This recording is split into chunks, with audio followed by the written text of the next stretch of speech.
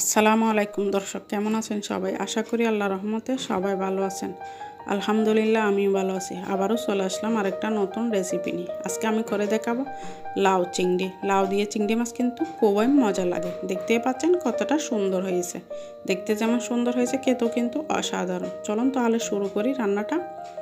এখানে আমি একটা লাউ ছোটো সাইজের ভালোভাবে ধুয়ে পরিষ্কার করে নিয়েছি। আমি এভাবে কেটে নিয়েছি, দেখতেই পাচ্ছেন। অন্যদিকে একটা বাটিতে 10-12টার মতো চিংড়ি মাছ নিয়ে নিয়েছি। আপনারা ছোটো বড় যে কোনো সাইজের নিতে পারবেন, কোনো সমস্যা নাই। আমি লেসের দিকে মাঝখানে কেটে নিয়েছি, রগটা তুলে ফেলে দিয়েছি। লেসের দিকে কাটলে কিন্তু খুব সহজে রগটা উঠে আসে। এভাবে আমি সবগুলো কেটে রগটা ফেলে দিয়েছি, ভালোভাবে ধুয়ে পরিষ্কার করে নিয়েছি।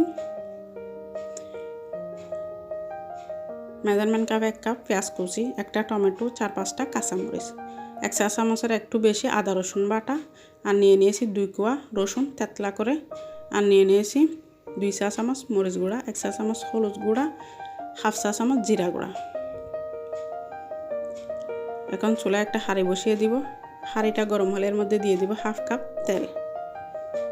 তেলটা গরম হলে এর মধ্যে দিয়ে দিব তেতলা করা রসুন।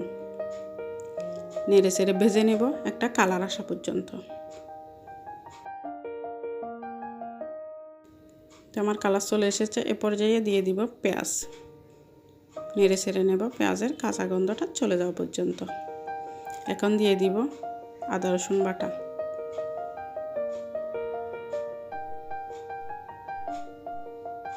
দুই 3 মিনিট ভেজে নেব। এখন দিয়ে দিব টমেটো, একটু পানি দিয়ে দিব।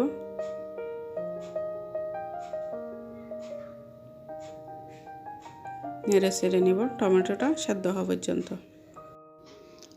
টমেটোটা সেদ্ধ হয়ে গিয়েছে। এখন দিয়ে দিব শুকনো উপকরণগুলো, দিয়ে নেড়ে চেড়ে নিব।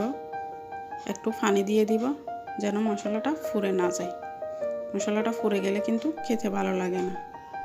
এখন কষিয়ে নিব। এটা আমার কষানো হয়ে গিয়েছে।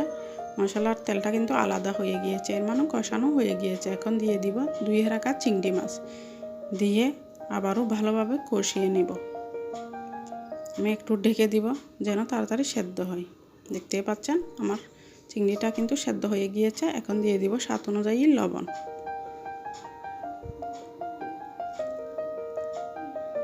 এখন দিয়ে দিব লাউ।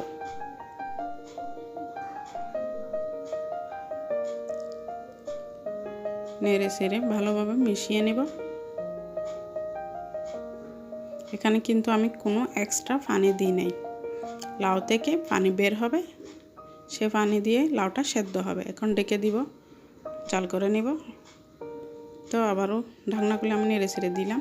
দিয়ে দিব 4-5টা কাঁচামরিচ, দিয়ে আবারও একটু ডেকে দিব লাউটা সেদ্ধ হওয়া পর্যন্ত। তো আমার লাউটা সেদ্ধ হয়ে গিয়েছে। ঢাকনাটা আমি তুলে নিচ্ছি। এ পর্যায়ে কিন্তু আপনারা চাইলে ধনেপাতা দিতে পারেন। আমার ধনেপাতা ছিল না, তাই আমি দিলাম না। এখন নামিয়ে নিয়েছি। দেখতে পাচ্ছেন কতটা সুন্দর হয়েছে। একটা বাটিতে তুলে দেখাচ্ছি, দেখুন কতটা ইয়াম্মি আর কতটা লোভনীয় লাগতেছে। আশা করি আজকের রেসিপিটা আপনাদের কাছে ভালো লেগেছে। ভালো লাগলে ভিডিওতে একটা লাইক দিয়ে দিবেন, সাথে আমার চ্যানেলটা সাবস্ক্রাইব করে নেবেন। পাশে থাকা বেল আইকনটি প্রেস করে দিবেন, যাতে আমি নিত্য নতুন ভিডিও আপলোড দিলে সাথে সাথে নোটিফিকেশন আপনাদের কাছে পৌঁছে যায়।